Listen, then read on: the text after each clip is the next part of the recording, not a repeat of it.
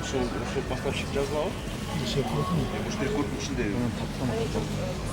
Yok, çatır. Aynı. 100 kilo.